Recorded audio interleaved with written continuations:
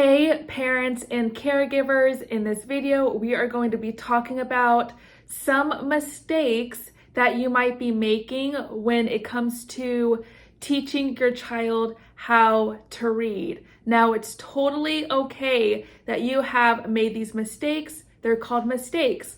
I always tell my students that it's okay if you make a mistake. That's why they made pencils with erasers. Just erase it and keep on going. Not a big deal, it's a little deal. So in this video, I hope I'm able to give you some solutions to the mistakes that you might be making when it comes to your child's reading journey.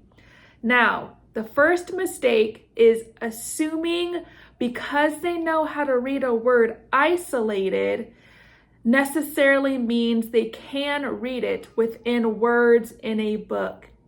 Now, there needs to be a concept called generalizing. Generalizing is the goal, but first we got to start with the basics. Teach in chunks. Generalizing is practicing them in a way to where they can read instantly in any context and environment. So if your child just knows how to read the word the on a flashcard, so isolated by itself, but they don't know how to read inside of inside of a book where it's surrounded by a bunch of other words in sentences, then that means that they don't have the concept of generalizing. So the goal is for them to be able to generalize. Know how to read words in any context and in any environment. Now, children have to learn new concepts in a variety of ways for a variety of environments so that there aren't any surprises. It all becomes familiar to them, and therefore they can read instantly. So that is the goal for that. So the mistake you might be making is assuming just because they know how to read a word on a flashcard or in any other way isolated, it means that they can read it in a book.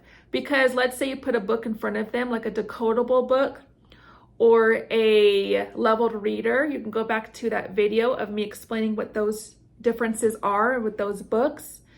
And you might put it in front of them and they might not know how to read the word the within sentences. And you might say, you know this word, and then they kind of feel defeated or embarrassed they don't know it. But it's because students need to learn the concept of generalizing. You might not know that or remember that you were taught that in school, but we were taught generalizing to know the different concepts. Your teacher when you were younger might have put flashcards or cards around the room, put the word door on the door or whatever it may be. That's generalizing. Reading the word in a different context or different environment or in a different way. So you read the word on the door. It wasn't on a flashcard this time. It wasn't in a book. It was on the door. Or they put, you guys read articles or chapter books or whatever it may be. And you read words in different ways in different environments. So generalizing is super important for students to know. They knew how to read the word the on a flashcard, but not in a story. Now, the second mistake that you might be making is moving straight to memorization without showing them to separate sounds. So you might be saying, what is this word? You put a flashcard in front of them or a book in front of them and you say, what is this word? What is this word? What is should be your last prompting question in your child's learning journey. This is when you go straight to wanting your child to memorize how to read the words without showing them how to separate those sounds. So I totally get it though. You want them to know it quickly, so you expect them to read the word when you point to it. But reading doesn't start there. It progresses from there. So here's the process of questions as you move through the learning journey. You're going to start with this is, so that implies that you're just going to tell them what the word is. This is, And then the next prompting question, as they master what that word is, point to or show me. So you started their learning journey, their reading journey with, okay, this is the word the. This is the word the. And you keep repeating it throughout the weeks, the months, or maybe even the year. And then your child masters the word the. This is because you're telling them what the word is. Now, after they master it, then you go to show me or point to the word the. So this is when you put flashcards in front of them or a book or generalize the word in different types of ways. You say point to, and this is the next step to them being challenged to learn how to read with fluency, reading quickly and efficiently and effectively. Is okay, point to, then they point to the word the, or they show you the word the. This is the word the. Now the next sequence is, what is this word? Now this is even more challenging. Now they don't have any type of prompting, any type of help from you. You're not telling them what the word is. They're not pointing to it, but they're actually finding it and reading the word the. What is this word? And that's what you started with. That was the prompt that you started with, is what is this word? What is this word? Wanting them to memorize it.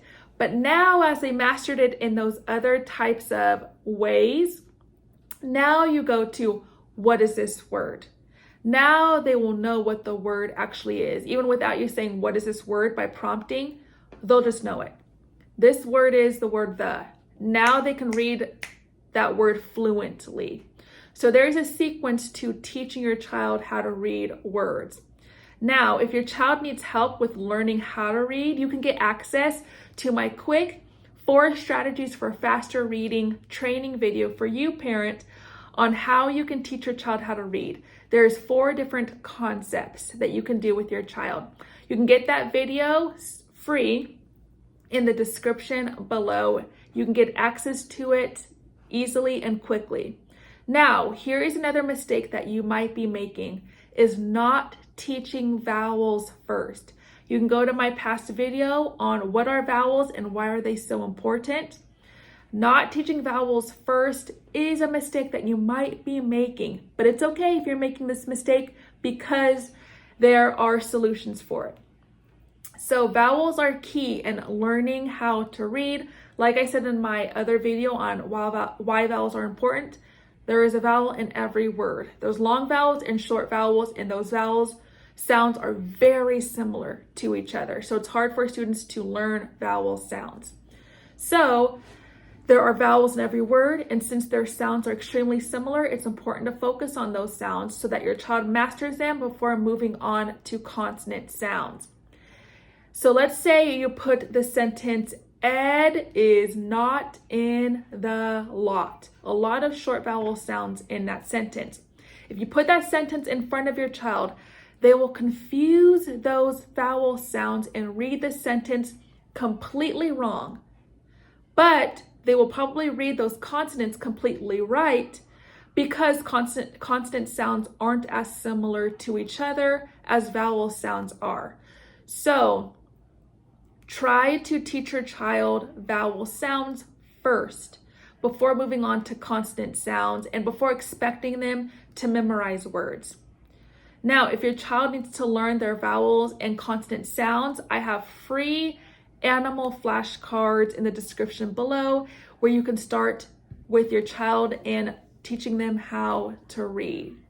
So those are the 3 mistakes that you might be making when you are helping your child at home. Now I have another caveat, or an additional, some additional advice for you, is to make sure that you are generalizing these concepts with your child, making sure that you are having your child read these letters and these sounds and these words in different types of environments. Just like I said in my first tip, is just to make sure that you're generalizing these concepts, and also you can teach your child how to read when you are doing your regular daily activities. So as you are cooking or as you are driving or things as such. For example, what you can do as you are driving is you can have your child point to vowel sounds or certain words on street signs when you're at a stop sign or when you're at a stoplight.